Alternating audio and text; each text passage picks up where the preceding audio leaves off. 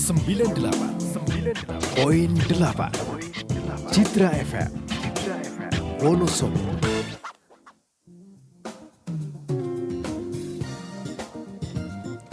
Sembilan 98,8 Citra FM Wonosobo banget Sobat Citra, masih bersama Ricky Bibisana. Kita masih di spesial talkshow hari ini bersama Mbak Anissa ya, Pak Setio, dan ada Bu Ambar juga.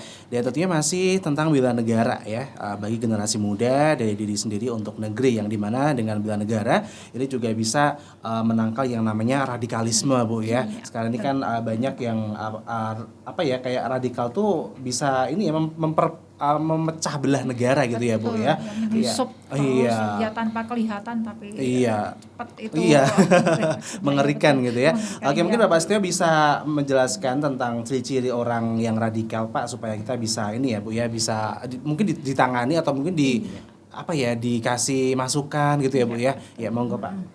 Terima kasih Mas Rizky. Ini ciri-ciri radikalisme: intoleran, tidak mau menghargai pendapat dan keyakinan orang lain, fanatik, selalu merasa benar sendiri, menganggap orang lain salah, eksklusif, membedakan diri dari umat Islam umumnya, revolusioner, cenderung menggunakan cara-cara kekerasan untuk mencapai tujuan. Iya, begitu. Dan tentunya keluarga juga bisa menangkal ya Pak ya, dengan keluarga itu bagaimana Pak? Ini dengan cara dalam menangkal radikalisme, memperkuat Pancasila sebagai ideologi bangsa dan implementasikan dalam kehidupan sehari-hari, menanamkan sikap dan sifat saling menghormati dan menghargai antar anggota keluarga sehingga tercipta kerukunan di keluarga, menjalin komunikasi yang baik dengan anggota keluarga sehingga tercipta keluarga yang harmonis dan terbuka, memberikan pemahaman agama secara benar dan utuh kepada anak-anak. Itu Mas Rizky. Iya, dan tentunya masih banyak yang bisa dilakukan oleh keluarga ya Bu ya. Oke, begitu ya. Dan kita langsung lanjut aja ke pertanyaan yang sudah masuk ya Bu ya. Ini yang udah ditanyakan sama Sobat Citra. Yang pertama ini ada Aisyah Humairo di Melipak ya. Apa saja hal yang bisa dilakukan oleh masyarakat dalam menguatkan bela negara di masa pandemi seperti saat ini? Monggo mungkin Bu Ambar. Saya ya Mas Rizky, untuk di masa pandemi ya. Di masa pandemi memang sekarang ini untuk masyarakat itu bela negaranya seperti apa toh? Iya, yang pertama itu yang harus kita lakukan adalah ya mematuhi peraturan atau kebijakan yang dikeluarkan oleh pemerintah. Mematuhi himbauan pemerintah di masa pandemi, yaitu dengan tetap menerapkan protokol kesehatan yang telah ditentukan. Seperti itu Mas Riki, seperti cuci tangan, pakai masker, jaga jarak, dengan menjauhi kerumunan, membatasi mobilitas untuk berinteraksi. Terus yang kedua itu bantulah negara Indonesia ini dengan perasaan atau semangat positif dan optimis sehingga bisa segera keluar selesai dari pandemi saat ini. Terus yang ketiga yaitu tingkatkanlah kepedulian dengan berbagi terhadap sesama kita. Seperti itu. Kemarin banyak sekali yang isoman itu kan memerlukan bantuan. Mungkin kalau pada saat ini masih ada yang isoman, ya bantulah dengan jogotongo seperti itu kemarin yang didengungkan, yaitu berilah peduli, empati, doa, motivasi, itu seperti itu. Jangan malah dikucilkan, didiskriminasikan seperti itu. Iya, begitu ya Mbak Ambar. Jadi banyak sekali hal yang bisa dilakukan ya. Iya, banyak sekali. Dan pada saat ini yang paling penting adalah mensukseskan vaksinasi Mas. Harus vaksinasi harus vaksinasi seperti itu. Iya, begitu ya Sobat Citra. Jadi mau divaksin juga ini adalah bentuk dari bela negara juga ya Bu ya. Oke, ini ada Agil di mana nih Agil Maskuri dari SMK Muhammadiyah. Ini ciri-ciri radikalisme tadi udah disampaikan sama Bapak Setio. Dan kemudian dari Nadia Ayu Wardani dari SMK Negeri 1 Wonosobo, bagaimana peran keluarga dalam menangkal radikalisme tadi juga udah diterangkan sama Bapak juga. Dan kemudian ini dari Hanif dari SMK Ihsanul Hanif dari SMK Ihsanul Fikri Magelang. Wah, ini mengapa kita harus memiliki jiwa bela negara? Ini Bu Ambar ya. Iya. Terima kasih. Mas siapa tadi ya? Mas Hanif. Mas Hanif. Pertanyaan yang luar biasa. Telah kita ketahui bersama untuk bela negara. Gimana kaki berpijak, disitulah langit dijunjung, seperti itu Mas Diki. Menjalankan kewajiban kita sebagai warga negara. Kita harus memiliki jiwa bela negara, dikarenakan sistem bela negara memuat segala hal tentang pengamalan Pancasila dan wawasan Nusantara dalam ancaman, gangguan, hambatan, dan tantangan pada saat ini. Sistem bela negara merupakan tindakan yang dilakukan oleh seluruh warga negara dalam komponen semesta yang mengutamakan kepentingan kedaulatan dan keutuhan negara di atas kepentingan individu atau kelompok. Warga negara harus setiap saat mampu mempertahankan kedaulatan secara penuh, tidak terprovokasi terhadap pancingan adu domba dan tindakan kriminal yang mengancam integrasi nasional.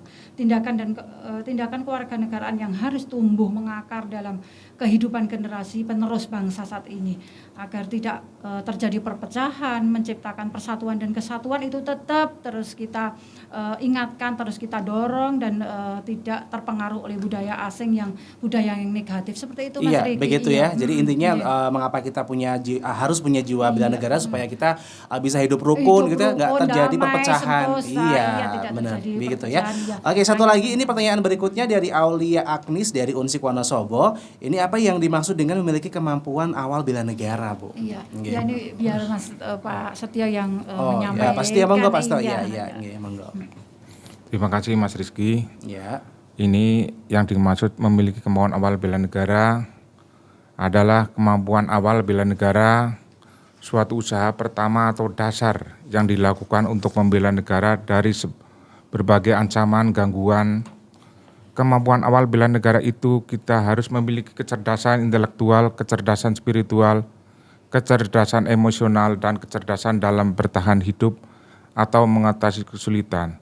Senantiasa memelihara kesehatan baik jiwa dan raga, ulet dan pantang menyerah dalam menghadapi tantangan gitu Mas Rizky. Iya, luar biasa banget ya Pak Setio. Terima kasih buat Ibu Ambar juga udah menjawab pertanyaan dari Sobat Citra gitu ya. Dan mungkin ini juga terima kasih juga nih buat Mbak Anissa ya, Kapa udah mau datang ke Citra FM gitu, memberikan ilmu baru gitu kita semuanya gitu ya.